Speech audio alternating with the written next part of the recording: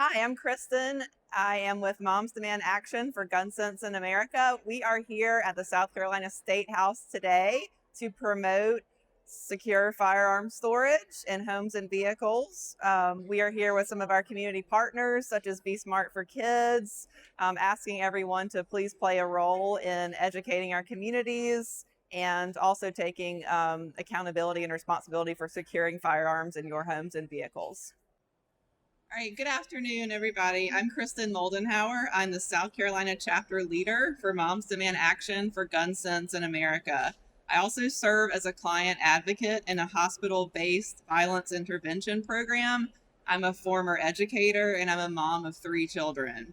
We're here today to bring awareness to the need for secure firearm storage in South Carolina. The community members, partners, and lawmakers gathered behind me here today all understand that gun violence is a public health issue and that firearms are the leading cause of death for American children. We know that secure firearm storage plays a critical role in creating safer communities and reducing child gun death and injury. We all acknowledge that there are steps we can take, both here at the State House as well as in our communities, to make South Carolina safer and to encourage secure firearm storage. First, I would like to welcome Ms. Joanne Walker.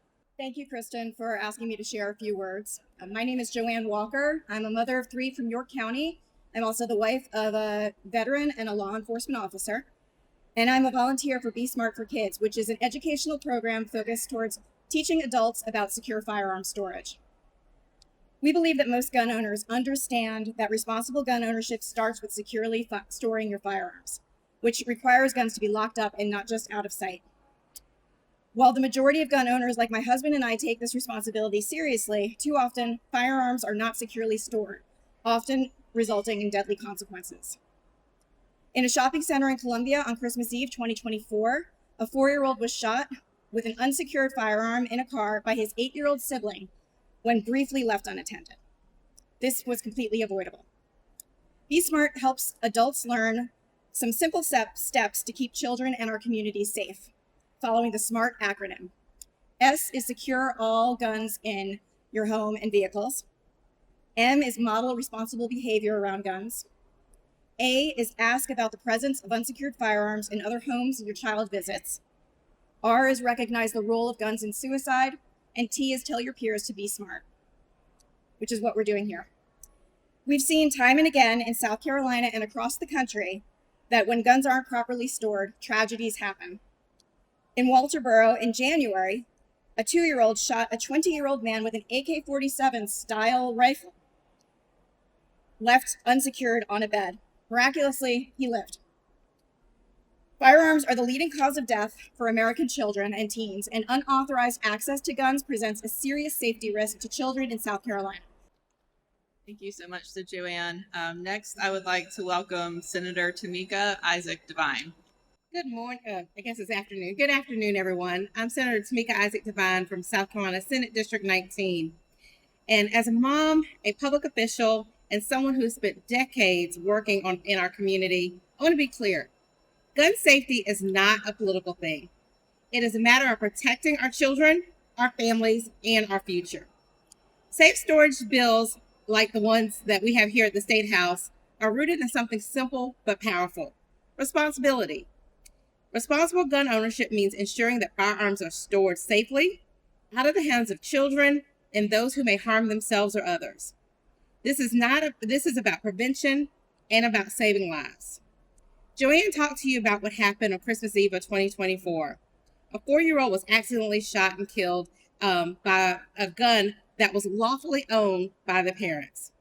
A few months later, an 8-year-old who was visiting friends and playing in a friend's home was shot and killed accidentally. A 14-year-old committed suicide with a gun that was kept in the home.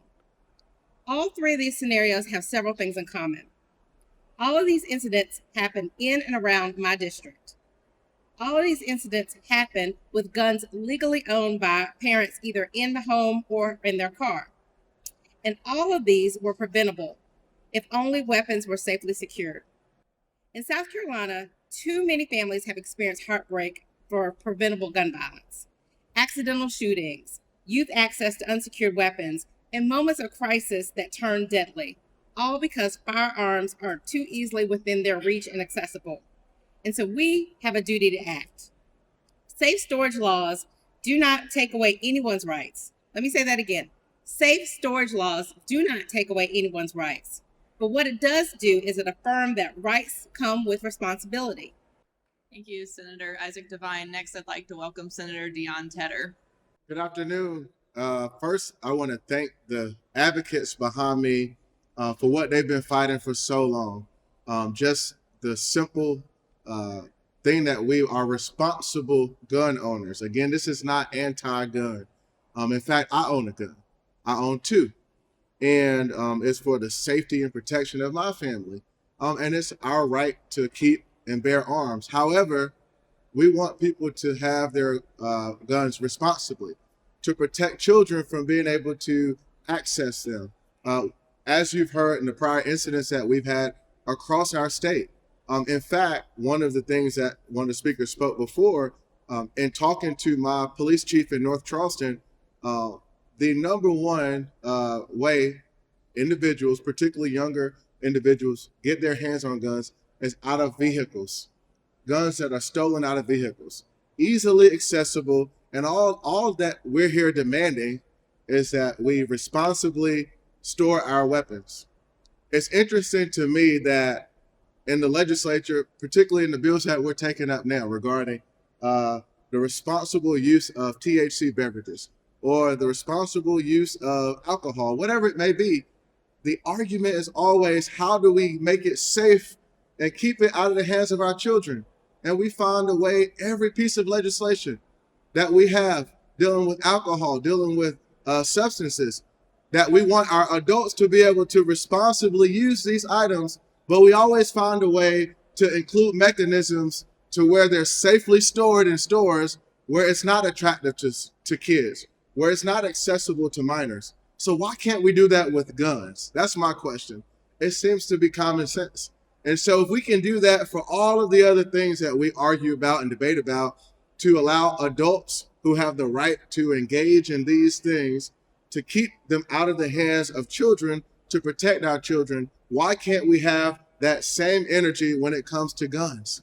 We want people to lawfully, legally own guns if you are of the age. But we also want to protect our most vulnerable, our kids and our children who don't understand the dangers of these weapons. That is the same argument that is used when we're putting restrictions on safely storing the other items I spoke of.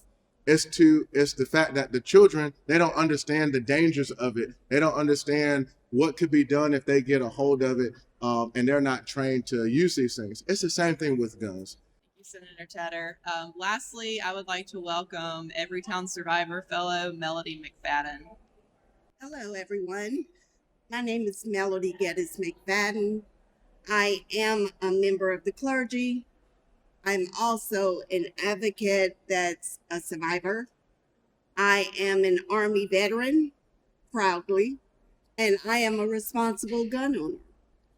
I securely store my weapon.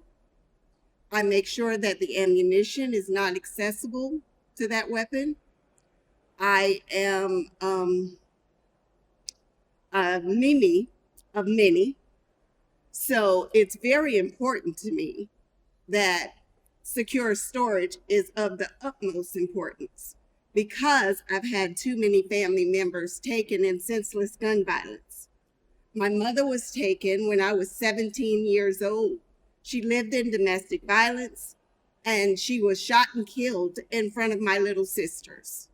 My middle sister then had one child, Sandy Patrice. She went to Myrtle Beach some years ago, and 4 young people were shot on the beach.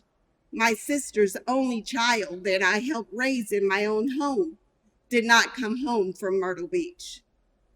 Then we've had several other family members taken since that time. But recently, my granddaughter, who I raised from a baby, she had been a member of Students Demand Action. She was traveling around the country as well, She spoke at the 10th annual Sandy Hook Vigil in front of President Biden, in front of Leader Pelosi and members of the Senate and Congress. She actually said to them, it's time for adults to start adulting and end senseless gun violence, that children shouldn't have to hide in school. She thought that it was senseless that she could buy a weapon at 18 years old, but she cannot buy alcohol or tobacco. It made no sense to her. Well, last summer, July 26th to be specific, Mielle went to a birthday party. After advocating most of her life, she was only 17 years old. And at that birthday party, there was a drive-by shooting. And in that drive-by shooting, my granddaughter's life was taken. So another person that I love has been taken in senseless gun violence. A person that was telling the President of the United States, the Congress, the Senate, the world, to be smart and protect our children, to securely store. We've lost too many. We've had too many taken in senseless gun violence.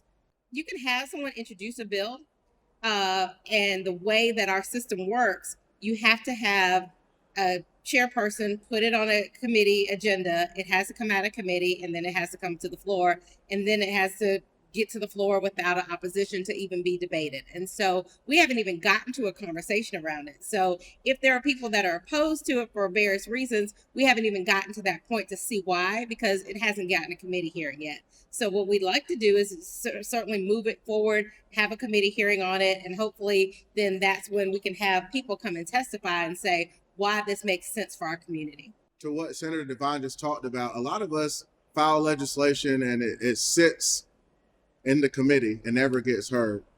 That's the power of you all, the people watching. When you look at certain bills that are taken up here and you wonder why, it's probably because a number of people have sent numerous emails to that committee chairman, those committee members demanding a hearing. And so I would encourage you all to look up these bills that are pending that address these issues and find those people on that committee, the chairman, the committee members, and send them emails and demand that they have a hearing, because this is a legislative body. We're supposed to debate these things. I'm happy for people who oppose it to come and explain to me why it doesn't make sense to require safety storage. I want the people who oppose it to come and articulate to me how mandating someone to put a gun in a safe and keep it from children is taking away their Second Amendment right to bear arms.